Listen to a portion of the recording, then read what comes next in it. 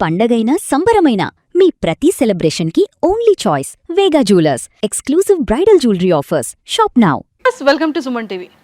చాలామంది యాక్టర్స్ని చూస్తుంటాం, చాలామంది సెలబ్రిటీస్ అయిన తర్వాత కూడా వాళ్ళ యొక్క గ్రోత్ని మనం చూస్తూ ఉంటాం.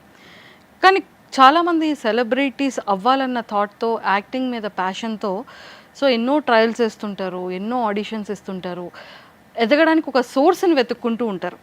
కానీ మన రియాలిటీ షోలో అగ్ని పరీక్ష అనే ఒక ప్లాట్ఫామ్ కూడా ఎంతోమంది కామనర్స్కి, సెలబ్రిటీస్కి ఒక మంచి కెరియర్ని అయితే సెట్ చేస్తుంది బిగ్ బాస్.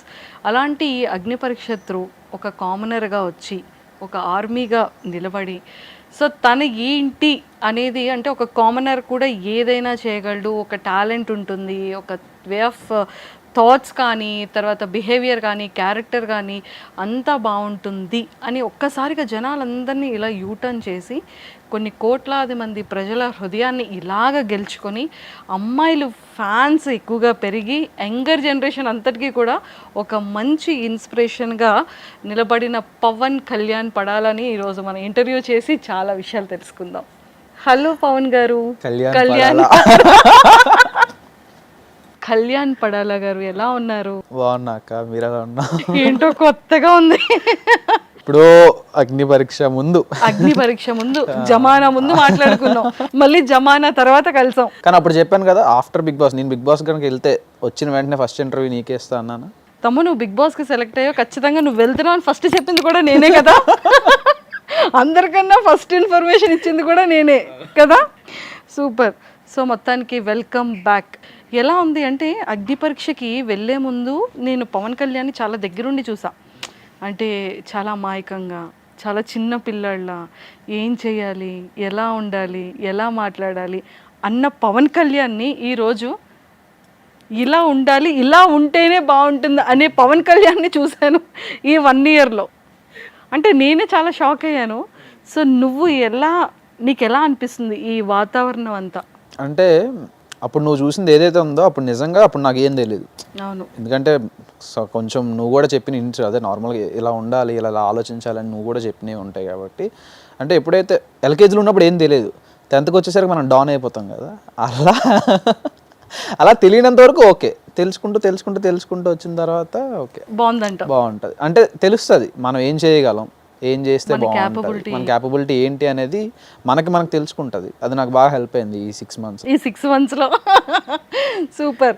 కాదు నాన్న, నువ్వు అగ్ని పరీక్షకి వెళ్ళేటప్పుడు నీ ఫస్ట్ ఆడిషన్ క్లిప్ ఏం మాట్లాడావు? నేనేం మాట్లాడలే, అంటే చెప్తా అదే ఓకే ఆడిషన్ వీడియో ఇచ్చేటప్పుడా. నాకేంటి, నా డ్యూటీ అయిపోయింది, ఇలా వెళ్తున్నా ఆన్ ది వేలో మొబైల్ చూసుకుంటూ వెళ్తుంటే సడన్గా ఆదిరెడ్డి అన్న వీడియో కనబడింది.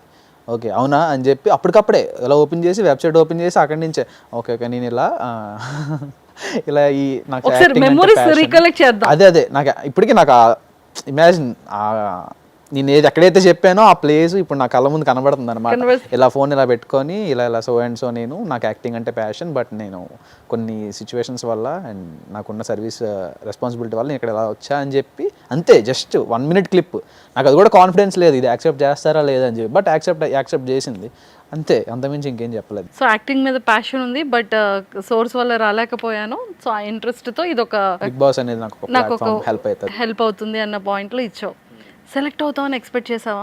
సెలెక్ట్ అవుతావా అంటే ఎప్పుడైతే నేను స్టేజ్ ఎక్కానో అది పక్కకు పెట్టే, ఈ అగ్ని పరీక్షలో ఫిల్టర్ అయ్యి నువ్వు అక్కడి వరకు రాగలుగుతావు అనుకున్నావా? అక్కడ వరకు రాగలుగుతాననేది ఎప్పటికీ క్వశ్చన్ మార్కే నాకు. అంటే గ్రూప్ డిస్కషన్ అయిన తర్వాత అవుతుందో అవ్వదో అనే టెన్షన్ ఉంది. ఎప్పుడైతే మెయిల్ వచ్చిన తర్వాత ఆడిషన్కి వెళ్ళిపోయాం.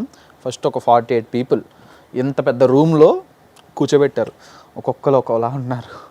నాకు ఏంద్రా ఇది అనుకున్నా, ఒక్కొక్కరు ఒకలా వస్తున్నారు. నన్ను ఏంటి సింపుల్గా టీ-షర్ట్ జాగర్స్ వేసుకొని వచ్చేయండి మీరు, అంతకుమించి మీరు ఇంకేం రెడీ అవ్వద్దన్నారు. ఒక్కొక్కరు ఎలా రెడీ అయ్యి ఉన్నారు, పాష్గా రెడీ అయ్యి ఉన్నారు. వీళ్ళ ముందు మనం అసలు కనబడతామా అన్న డౌట్ వచ్చింది నాకు. తర్వాత ఎప్పుడైతే నేను స్టేజ్ ఎక్కినంత వరకు నేను ఆ డౌట్లో ఉన్నా. ఫస్ట్ 1 day అంతా నాకు ఆ డౌట్ ఉంది. నాకు 3rd day అయింది ఆడిషన్. 3rd day midnight ఎప్పుడు 1 or 2 అయింది. ఎప్పుడైతే స్టేజ్ ఎక్కే ముందు అనుకున్నా, మీరు ఏదైతే స్లాంగ్ చూసారో ఆ స్లాంగ్లో మాట్లాడే ఏదైతే చూసారో స్టేజ్ ఎక్కే ముందు అనుకున్నా అందరు ఇంట్రడక్షన్ నార్మల్గానే ఇచ్చేస్తారు కదా, మనం కొంచెం ఎంటర్టైనింగ్ ఇద్దాం. అర్ధరాత్రి 2 అయ్యింది, నవదీప్ అన్న వీళ్ళందరూ అలసిపోయి ఉంటారు, చిరాగ్గా మాట్లాడితే కొంచెం ఎంటర్టైన్ చేద్దామని చెప్పి అప్పటికప్పుడు వచ్చిన థాట్ అది, ఆ స్లాంగ్ మాట్లాడదామని. అలా ఆ స్లాంగే నచ్చింది, ఇంకా ఆ స్లాంగే కంటిన్యూ చేసాను ఆ స్టేజ్ మీద. సూపర్. కానీ ఆ మెమొరీస్ ఎలా అనిపించింది అంటే లైక్ ఫైట్ చేయడం కానివ్వచ్చు, టాస్కుల్లో టక్మని గ్రాస్ప్ చేయడం కానీ, అంటే ఇవన్నీ నీకు ఆర్మీ ట్రైనింగ్ బాగా ఉపయోగపడింది అంటావా, లేకపోతే అక్కడ కంప్లీట్గా స్టేజ్ వేరని అనిపిస్తుందా? మాది అక్కడ నేను ఇంతకు ముందు చేసే సర్వీస్లో ఏంటి అంటే అది టెక్స్ట్ బుక్ సబ్జెక్ట్, అది ఇలానే చేయాలి మేము. ఇది చేస్తూ physical strength what ever physical strength కూడా అంతే. ఇప్పుడు మేము ఇంత చేస్తేనే మేము ఇందులో పాస్ అవుతాం, ఇలా చేయాలంటే ఇలానే చేయాలి. దానికి ఇటువంటి డిసిప్లిన్ అంటే అక్కడే కదా, అక్కడే డిసిప్లిన్ మ్యాటర్స్ ఉంటుంది అనమాట. బిగ్ బాస్ అలా కాదు కదా, ఇక్కడి నుంచి అక్కడికి వెళ్ళాలి, నువ్వు ఎలా వెళ్తే ఏంటి అక్కడికి వెళ్ళి అదే టాస్క్. మాకేంటి నువ్వు ఇలానే వెళ్ళాలి, ఇదే టాస్క్. అక్కడ వేరు ఇక్కడ కంప్లీట్ వేరు. కానీ ఆ థాట్స్ అంటే నాకు ఆ మైండ్ అక్కడి నుంచి వచ్చింది. కానీ బిగ్ బాస్లో అయితే కొంచెం అలా ఆలోచించడం బాగా నేర్చుకున్నాను నేను. అలర్ట్గా ఉండడం కదా. అంటే Nagarjuna sir Sunday bye see you next week అన్నప్పటి నుండి మళ్ళీ హాయ్ హలో అన్నంత వరకు నా మైండ్ పనిచేస్తూనే ఉండేది. అప్పటి నుంచి ప్రతి సెకండ్ నా మైండ్ పనిచేస్తూనే ఉండేది. Okay okay okay okay okay okay అలా మొదలైంది. మెంటల్ ప్రెషర్ ఉంటుంది. ఆ ప్రెషర్ తీసుకోబట్టి ఈరోజు కప్పు గెలుచుకున్నాం. అదేలే, అంత ఆడియన్స్ దయ. సూపర్. అండ్ బిగ్ బాస్ హౌస్లో స్టేజ్ మీద కూర్చునే ముందు రోజు అసలు నిద్ర పట్టిందా నీకు? రేపు హౌస్లోకి వెళ్తున్నాను, మార్నింగ్ 7 o'clock స్టూడియోకి రమ్మ, అసలు 4 వరకు ఒక దగ్గర కదా, ఉదయం 4 వరకు ఒక దగ్గర ఉండడం పక్కకు పెడితే బట్టలన్నీ రెడీ, డ్రెస్సెస్ కాస్ట్యూమ్స్ అన్నీ రెడీ. నువ్వు బావుడమ్మా ఆ రోజులు. ఇప్పుడు నువ్వు చెప్తే గుర్తొస్తున్నాయి నాకు కూడా. ఆ రోజు వచ్చి పడుకోలే, ఇంకా స్నానం చేసి రెడీ అయిపోయి అన్ని సర్దేసుకొని ఎక్కేసా బస్సు. టైం ఎక్కడుంది? అదే కదా. సో స్టేజ్ మీద కూర్చునేటప్పుడు నాగ్ సార్ నీ ముందు ఇలా ఉండేటప్పుడు ఆ ఫస్ట్ ఫీలింగ్ ఏంటి? గూస్ బంప్స్ వచ్చినాయి నాకు ఫస్ట్ నాగ్ సార్ని చూడగానే. బా కింగ్ అంటే నేను ఎప్పుడు స్క్రీన్ మీద పెద్ద స్క్రీన్ మీద చూసి విజిల్ చేసే టైప్ కదా నాది. సడన్గా నా కళ్ళ ముందు కనబడగానే నాకేం అర్థం కావట్లేదు. ఓకే ఫస్ట్ నేను నాగ్ సార్ని ఎంజాయ్ చేశాను, అదంతా కాకుండా.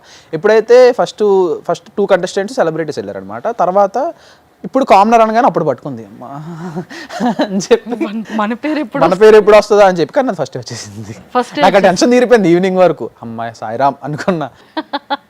అంటే నాగ్ సార్ ఇలా ఎత్తగానే నా షాడో కనిపిస్తుంది అనమాట, ఇలా.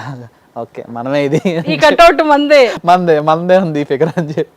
కళ్యాణ్ అంటే ప్రతి ఒక్కరిని అంత అంటే హార్ట్ఫుల్గా ఇన్వైట్ చేస్తుంది వేరు, కానీ కళ్యాణ్ పడాలకి ఒక రెస్పెక్ట్ సిగ్నేచర్తో ఇన్వైట్ చేసి అది ఆ ఫీలింగ్ ఎలా అనిపించింది? ప్రౌడ్ కదా. అండ్ చాలామంది అక్కడ ఉన్న సెలబ్రిటీస్లో నువ్వు ఎప్పుడు కెమెరాస్లోనో లేకపోతే టీవీస్లోనో మొబైల్లోనో ఆపరేట్ చేసేవాడివి, నువ్వు లైవ్గా అక్కడ వాళ్ళతో ఆ జర్నీ, ఆ ఫీల్ ఎలా అనిపించింది? నాకు అది ఫస్ట్ డే ఉంది. ఓకే సెకండ్ డే నుంచి వీళ్ళందరూ మొహాలు ఇంకొక 3 నెలలు 4 నెలలు అంటే లైట్ కాదు. ఫస్ట్ డే అందరినీ కొత్తగా చూశాను కదా. ఇప్పుడు సంజన గారు రాగానే ఎప్పుడో బుజ్జిగాళ్ళు చూశాను నేను. తర్వాత ఓకే వీళ్ళందరూ స్క్రీన్ మీద కనబడ్డారు, వీళ్ళు ఇమాన్యుల్ అని కానీ బర్నీ సార్ కానీ అందరు ఎలా కనబడుతున్నారు.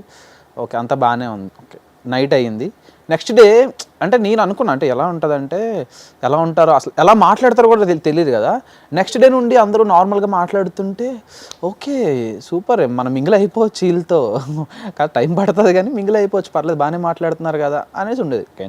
దట్టు ఫస్ట్ థీమ్ వేరే కదా, ఓనర్స్ అండ్ టెనెంట్స్ కదా. సో ఓనర్స్ దగ్గర ఉండాలి, టెనెంట్స్ దగ్గర ఉండాలి, ఎక్కడ మింగిల్ అయ్యే ఛాన్స్ కూడా రాలేదు. సో అప్పుడు ఆ ఫస్ట్ 2 weeks ఆ డిస్టెన్స్లో నాకు గడిచిపోయింది అనమాట. అందరికన్నా హౌస్లో చిన్నోడు నువ్వే కదా.